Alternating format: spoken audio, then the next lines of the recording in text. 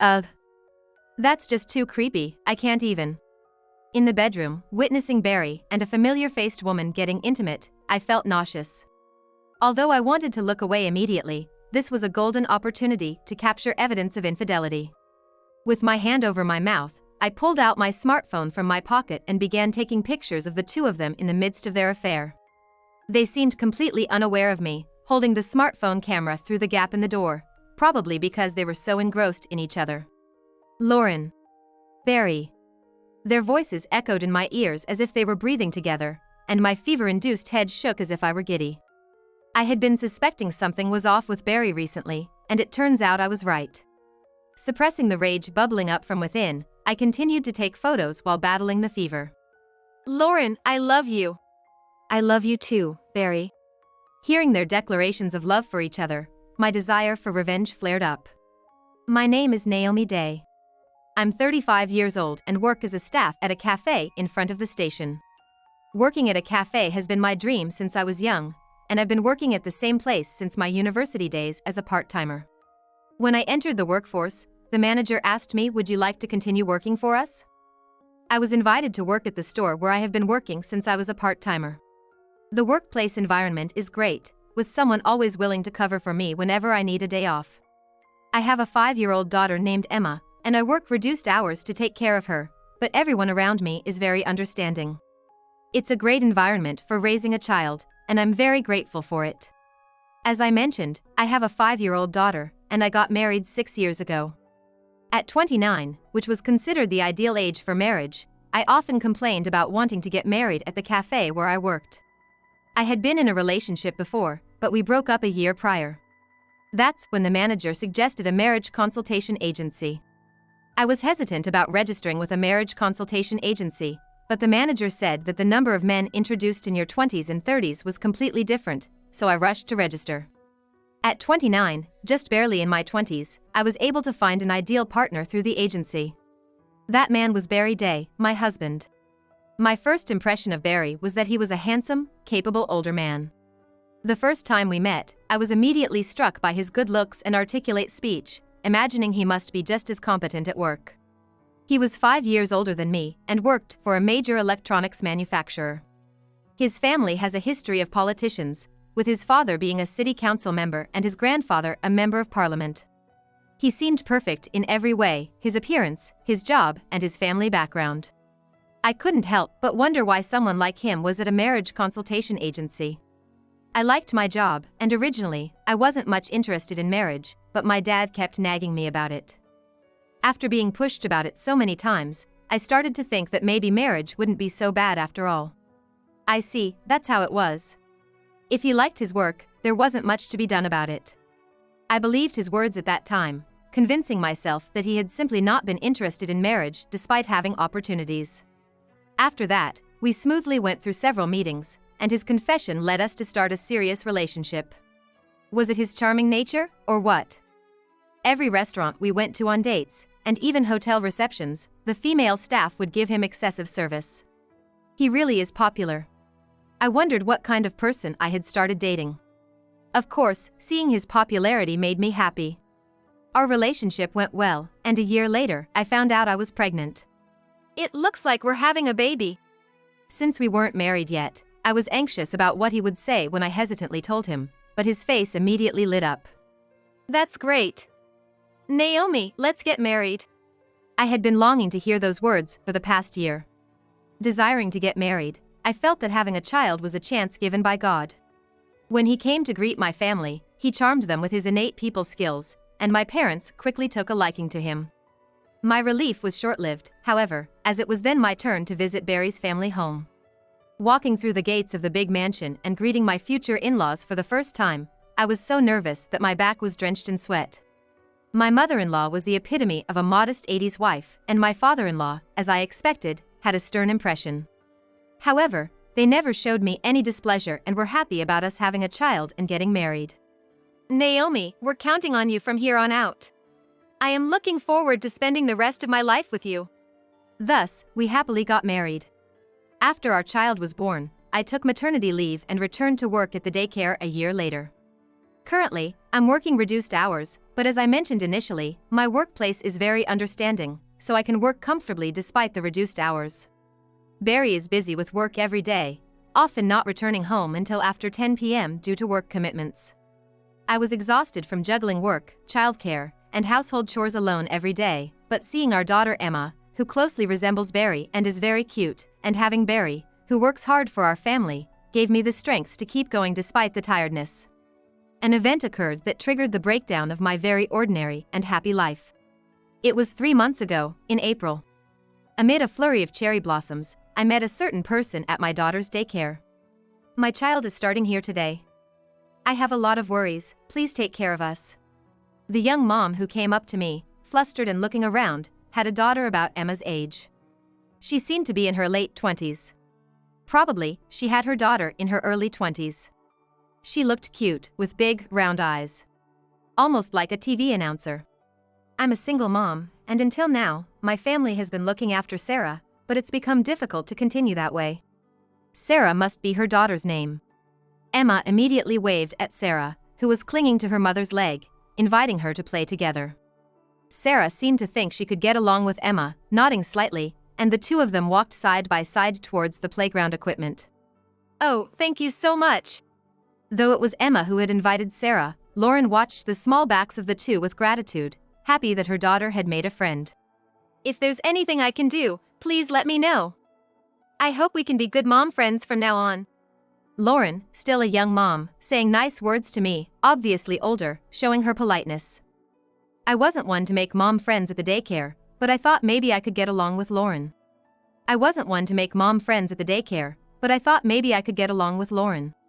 From that day on, every time I went to pick up Emma from daycare, I had a conversation with Lauren, who would pick up Sarah at the same time of day. One day, Emma wanted to invite Sarah to our house, so I invited Sarah and Lauren to our home. Wow, what a lovely home! Lauren looked around the house with sparkling eyes. Having enough funds to build a detached house right after getting married, our home was built 5 years ago. We live near Barry's family home, and the family is known in this area as a political family, so I thought Lauren might mention it, but she didn't say anything. Well, it wouldn't be surprising if she wasn't interested in politics. Lauren blushed as she admired the spacious living room, the open ceiling of the atrium, and the spiral staircase. I'm embarrassed to say, but I live in an old flat, so I've always dreamed of a beautiful detached house like this. Being a single mother, I imagine she must lead a life full of struggles. I worried that our large home might seem like a show-off to her, but it seems my worries were unfounded. I'm so happy to be invited to such a wonderful house. True to her sociable nature, she smiled brightly and bowed to me. Emma and Sarah were frolicking in the playroom. I served tea to Lauren, and we had a lively conversation about our pasts. Sarah's father was a high school classmate of Lauren, but when Lauren got pregnant, he said he wanted to have more fun and ran away. It sounded like a typical end for young couples, but it must have been tough for Lauren, the person involved. Raising Sarah alone is nothing short of admirable. As we were getting carried away with our stories, the door opened, and I knew Barry had come home. Looking at the clock, it was just past 6 p.m. Hey, welcome home. You're early today. It's a no overtime day. It's strange coming home at this hour, but it's nice to be able to come back at this time. He, loosening his tie as he entered the living room, stopped in his tracks when he saw Lauren's face. Hello. I'm Lauren Williams. My daughter Sarah has been getting along well with Emma, so we came here today. Oh, hello. Emma's friend's mom, right? Please, make yourself at home. He replied with a kind face. Then the two looked at each other steadily, as if confirming something, their gaze lingering. Lauren, is something wrong?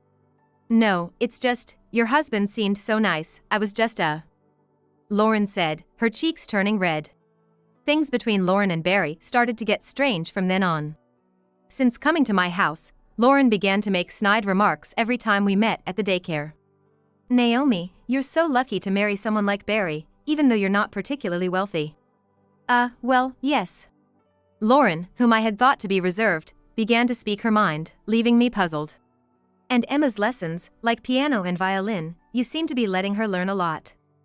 It's all thanks to Barry, isn't it? That seems a bit unfair. Jealousy burned in her eyes. Seeing my home, she must have envied the wealthy lifestyle, assuming that we could get anything we wanted. Indeed, thanks to him, we're living a good life, but I too am working hard and taking care of the household. I hadn't expected to face such blatant jealousy, even if someone might envy us. Since then, unsure how to interact with her, I began avoiding her. After some time, when I went to pick up Emma as usual, I noticed she among a few moms chatting in front of the daycare. I intended to simply nod and pass by, but I was startled by the conversation I overheard. Naomi's husband is handsome, and she's living off him, making Emma take all sorts of lessons. I met her husband once, and he was complaining about how she keeps demanding money from him. He was angry, saying she doesn't work or even do the housework. Really? She's like that? People are not always what they seem. Hearing the moms whispering, I was shocked. Realizing she was spreading false rumors about me, I felt a chill. I kept my distance from her, picked up Emma, and quickly went home. Mommy, Sarah doesn't play with me like she used to. What? Emma's words sent a chill through me. It had to be Lauren. Lauren must have influenced Sarah to not play with Emma anymore. Why would she do this? After being so polite and friendly with me, why did she suddenly turn against me, resorting to harassment? I hugged Emma, reassuring her repeatedly, "It's okay. I'll take care of it." However, my hopes were vain and she was not as friendly with me as she used to be. Not just that. Around the same time, Barry also started coming home late due to continuous overtime. He would come home late, reeking of alcohol and perfume. It was obvious he had been out drinking with someone. But he would dramatically complain of being too tired to eat dinner and head straight for the bath. If he had gone out for a drink, he could have told me so, but I didn't understand why he bothered to hide it. On weekends, he often said, "Oh, I had work," and left the house, leaving us to go to the park alone frequently. During this period of misunderstandings with both Barry and Lauren, I received a call from my mother-in-law. It was rare for my in-laws to call, so curious, I answered, only to hear my mother-in-law lamenting Barry's absence from their home recently. Hearing this, I was surprised. Last week he said he was going to his parents' house and left for the weekend. Oh, is that so? He didn't come here at all. What is he up to, really? Barry's family being involved in politics, there seemed to be many events he must attend during weekends. Previously, he would visit his family home for these events, but lately, he seems to have stopped showing up altogether, leaving his father, the politician, in a tight spot, my mother-in-law sighed. I don't like to nag too much, but if he couldn't make it, he could have at least called. That's true. My mother-in-law's point was valid. Being naturally reserved, she probably hadn't been too forceful in telling him to come home. It made sense that a simple call would suffice. I'll talk to him about it. Thank you, Naomi. I appreciate it. That night, I immediately asked him about the previous weekend. I heard you didn't go back to your parents' house last weekend. Your mother was a bit angry, and I felt his body jerked for a moment. Last weekend? Oh, some urgent work came up, and I couldn't make it back. My bad for not calling. His quick response, smoothly deflecting my sudden question, started to feel unsettling to me. Hey, you've been away from home recently. Was that really all for work? What do you mean? Well, having work every single weekend. I voiced my genuine doubts, but he seemed annoyed, scratching his head dismissively. Yeah, I've been swamped with work lately. Can we not do this today? I'm exhausted. Okay, I understand. Unable to press further, I had no choice but to take his word for it. For about a month, our lives continued to pass each other by. And of course, the awkwardness with Lauren remained at the daycare. I decided to keep my distance from the other moms, enduring until Emma's graduation. Then one day, I woke up feeling unwell. I had a shift at the cafe that morning and couldn't afford to call in sick for a minor cold, so I took some medicine and went to work. However, as the day went on, my condition worsened, and even without a thermometer, it was clear I had a high fever. Are you okay, Naomi? If you're feeling sick, we can manage. Please go home and get rest. My colleague noticed my discomfort and kindly offered help. Yeah, thank you. Overwhelmed by the illness, I accepted their offer. After informing the manager, I took the train home. Upon opening the front door, I was startled to see unfamiliar high-heeled shoes. Whose shoes are these? I don't wear high heels like these. I would recognize my own shoes immediately. Next to the high heels, his shoes were also haphazardly placed. Why is he here? He's supposed to be at work today. I could feel my heart pounding faster and faster. I've seen these high heels somewhere before. No way. With my body aching from the high fever, I leaned against the wall for support as I entered the house. The living room was empty. If not there, then perhaps the bedroom? I made my way to the bedroom without making a sound. Then, I heard the sound of male and female breaths from the bedroom, causing my heart to leap. What? As I cautiously looked at the bedroom door, I noticed it was slightly ajar. The light inside was on, and I could immediately tell Barry and an unfamiliar woman were inside. I peeked through the gap of the opened door. There, shockingly, were Barry and Lauren, both naked on the bed, making indescribable noises as they were engaged in the act. That's just too creepy, I can't even. Witnessing Barry and a familiar-faced woman being intimate, I felt nauseous. Although I wanted to look away immediately, this was a golden opportunity to capture evidence of infidelity. With my hand over my mouth, I pulled out my smartphone from my pocket and began taking pictures of the two of them in the midst of their affair. They seemed completely unaware of me, holding the smartphone camera through the gap in the door, probably because they were so engrossed in each other. Lauren. Barry. The sounds of their breaths echoing like whispers in my ears made my fever-addled head spin dizzily. I had been suspecting something off about him recently, and it turns out, this was it. Controlling the anger rising from the pit of my stomach, I continued to record while battling the fever. Lauren, I love you. I love you too, Barry. Listening to their declarations of love, my desire for revenge ignited fiercely. After finishing the recording, I grabbed a change of clothes and my wallet, and quietly slipped out of the house without being noticed. I then headed to a close housewife friend's place to take refuge. When I explained that I needed a place to rest until evening due to some circumstances, my friend sensed something was amiss and kindly let me into her home. I rested at my friend's house until the end of the work shift I had originally planned for today. In the evening, timing my return home. It seemed Lauren had already left, and he was nonchalantly saying, "I got off work early today," with a proud look on his face. Watching his feigned ignorance, a mix of anger and laughter welled up inside me, but with the fever still high, I couldn't respond and simply headed to bed. For the next few days, I remained at home recuperating from the fever. After 4 days, my fever finally subsided, but I was advised to take one more day off from work just to be safe. The holiday week began, a time when everyone seems to be in high spirits. He said he was going to work as usual and left. But I knew the truth. He wasn't going to work today. In fact, yesterday, while he was in the bath, I secretly checked his smartphone and discovered he had arranged to meet Lauren at a hotel today. I had found out that Lauren had exchanged contact information with him during her visit to our house, behind my back. The thought of them secretly meeting up without me knowing made me feel nauseous, even though my fever had subsided.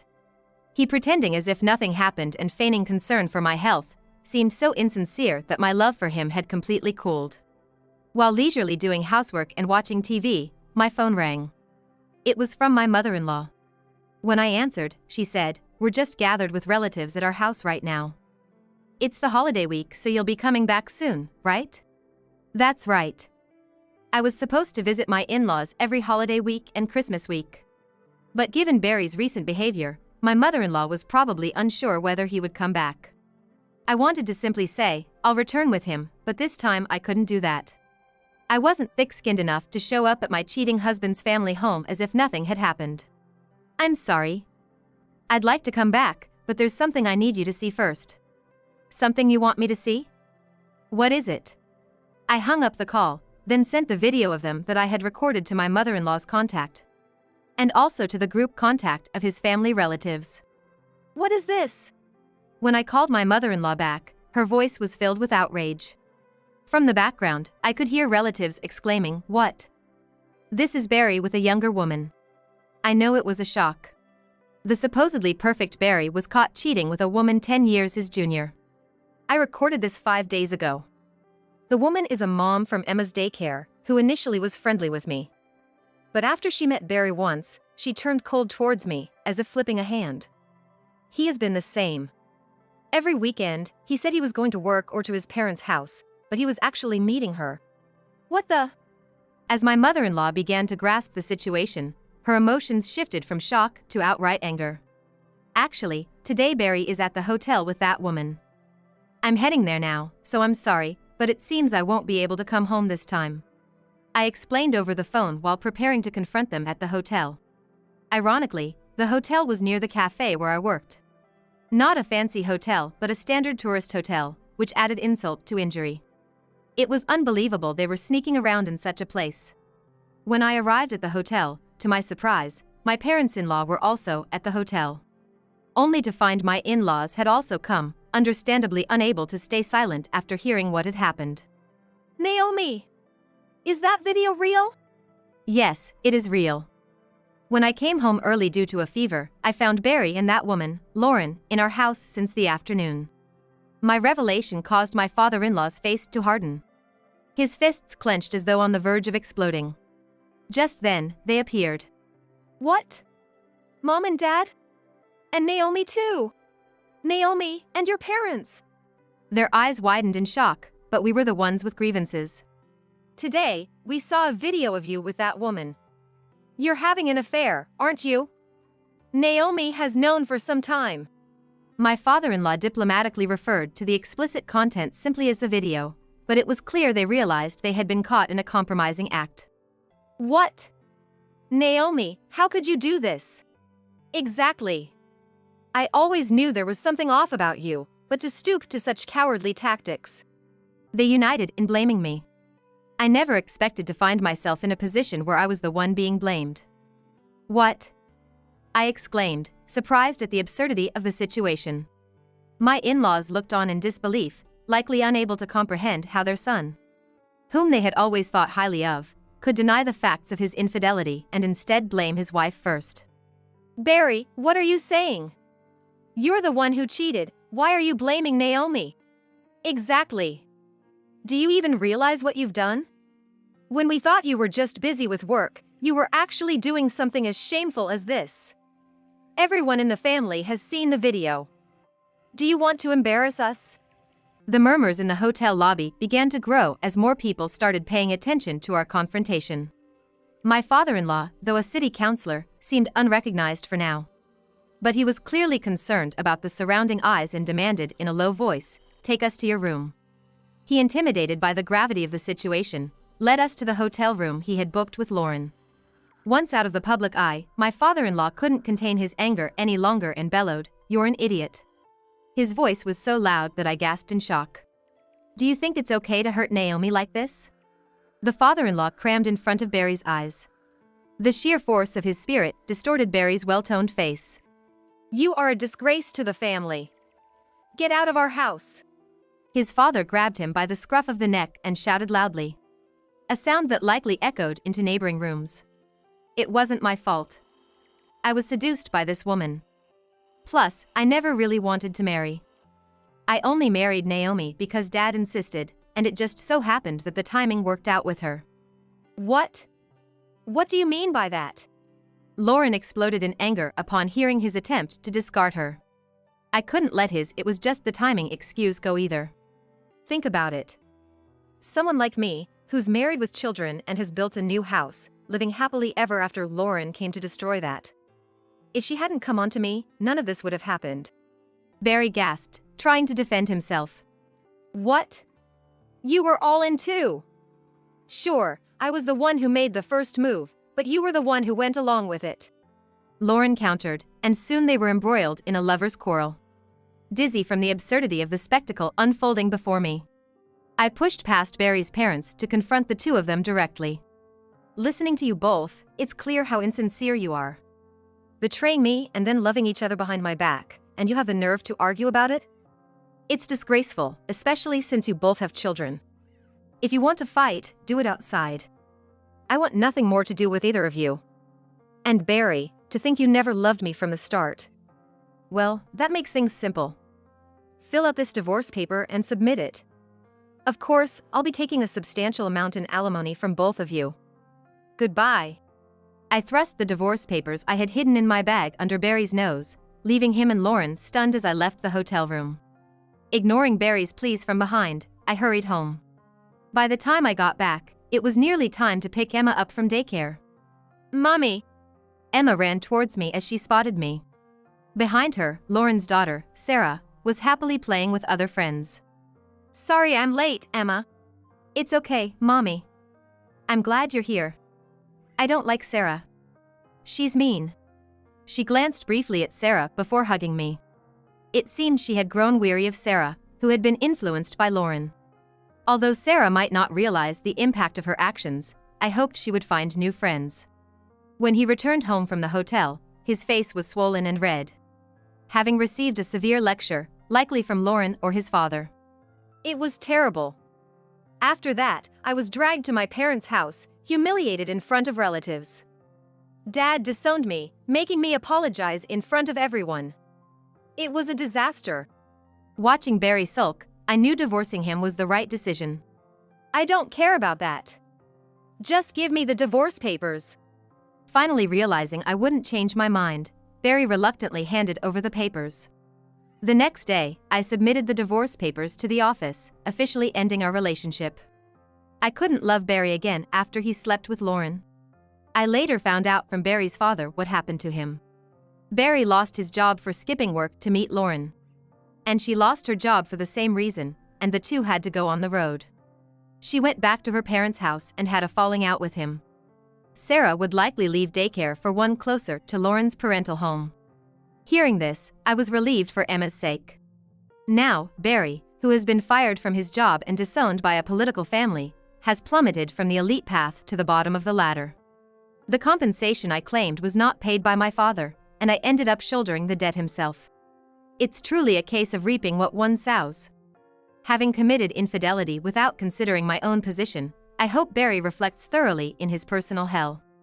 I now live with Emma in a two-person household. While it's unfortunate for Emma to be without her father, she seems to prefer seeing me cleanly break up with Barry and sort out my feelings rather than witnessing my hurt expression.